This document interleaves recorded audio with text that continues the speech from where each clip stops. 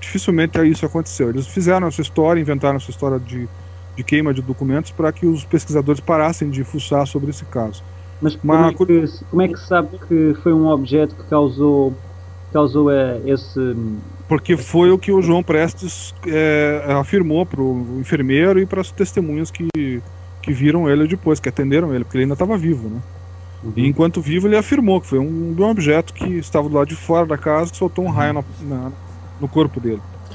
Mas, Esse é o único caso, na verdade, que a testemunha afirma que viu um objeto voador não identificado e que foi esse objeto que soltou um raio nele, que ele veio a falecer depois. Nós temos depois algumas pessoas que morreram no Nordeste brasileiro, num caso chamado Chupa-Chupa na Amazônia, que não vem ao caso aqui, eu não vou falar sobre ele.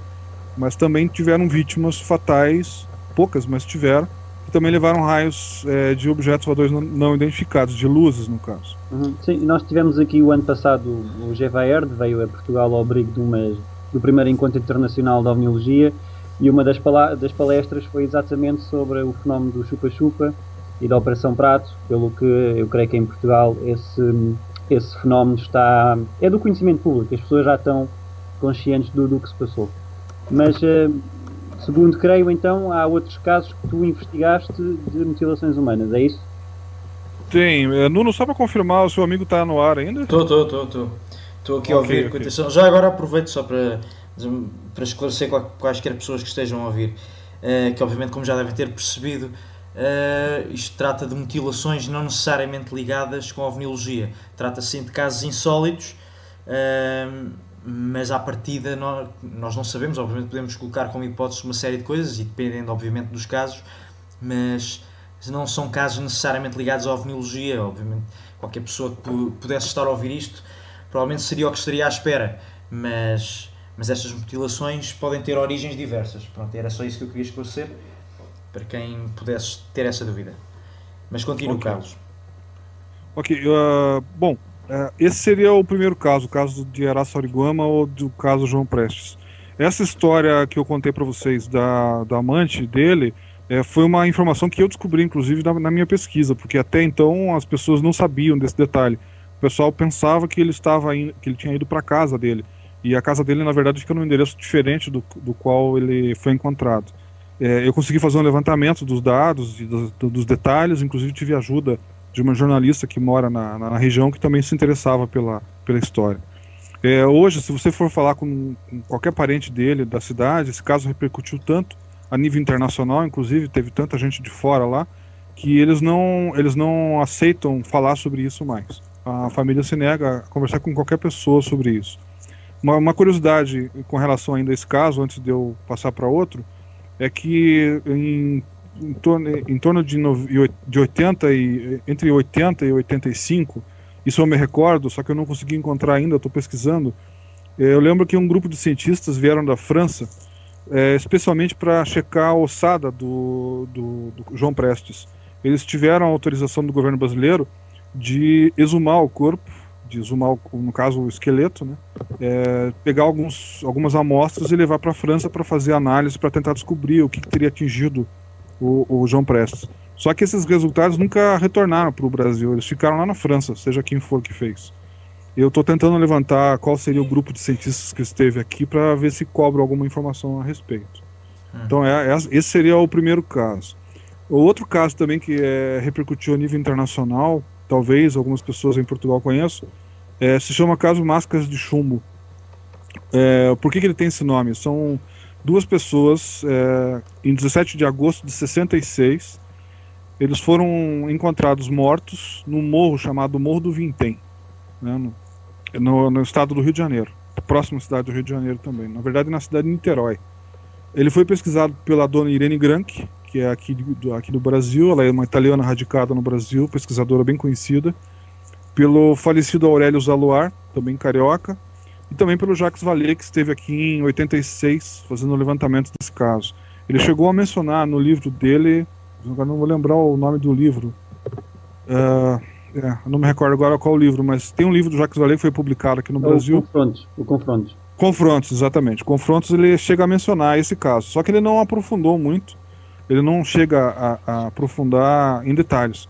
O que ele confirma em 86, ou seja, ele veio aqui 20 anos depois, é que no local onde os corpos das duas vítimas que foram encontradas nesse morro, o local estava calcinado, você ainda via a marca dos corpos e não tinha crescido mato naquela região.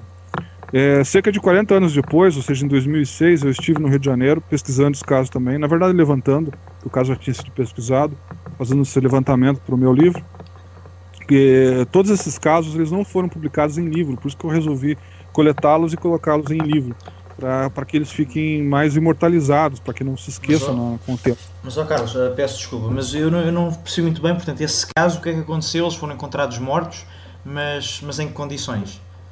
Eu fiquei sem perceber. Então, eles foram encontrados mortos, como é que eu vou dizer? Os dois estavam caídos na mesma posição, voltados para trás, usando máscaras de chumbo em cima dos olhos. Não eram máscaras perfuradas como essas que a gente conhece, como o Zorro, por exemplo, usa. Sim. Mas era uma máscara inteiriça que cobria apenas os olhos deles, como se eles tivessem usado para proteger. Depois soube-se que essas máscaras, na verdade, eram pedaços de cano, de chumbo, que foram cortados e foram moldados para parecer uma máscara. Um tipo de óculos de proteção. Portanto, mas eram só sobre os olhos? Eram só sobre os olhos. Só sobre os olhos. Eles estavam usando capas de chuva, tipo material de borracha, da década de 60. Tinha um bilhete um deles tinha um bilhete no bolso. Num bilhete dizia para ingerir cápsulas em determinado horário. A impressão que deu pelo depoimento da polícia da época é que o bilhete não foi feito por eles, ou se foi feito por eles, foi ditado por uma pessoa que entendia de medicina, porque eles falavam em cápsulas e não em remédio ou em pílulas, né, como normalmente uma pessoa fala. Cápsula Sim. É um palavreado mais científico, mais direcionado a médicos, né. Enfim, esse caso ele foi pesquisado pela polícia na época, mas a polícia naquele período, em 66, era muito precário. Eles ainda não tinham os recursos que hoje nós temos na polícia brasileira. Então eles acabaram deixando esse caso em aberto, ele não foi solucionado. Eu entrevistei tanto o jornalista do caso, que ainda está vivo, quanto o policial, e ambos revelaram que eles acreditam que esse caso, apesar de... Aí que onde entra a ufologia nesse caso. Uma das testemunhas que mora próximo à região onde os dois foram encontrados, afirmou ter visto um objeto voador não identificado em cima do morro, exatamente na noite de 17 de agosto de 66, quando eles foram encontrados. Então essa seria a única relação de OVNIs com esse caso. Mas há aqui alguma mutilação? Ou... Porque... Não, nesse caso não. Nesse caso foram só encontrados mortos. E o que é que a autópsia revelou? Pois é, a autópsia ela não fala muito. Eu tenho aqui o laudo necropsial e eles simplesmente dizem que os dois morreram como se tivessem levado um choque ou coisa parecida.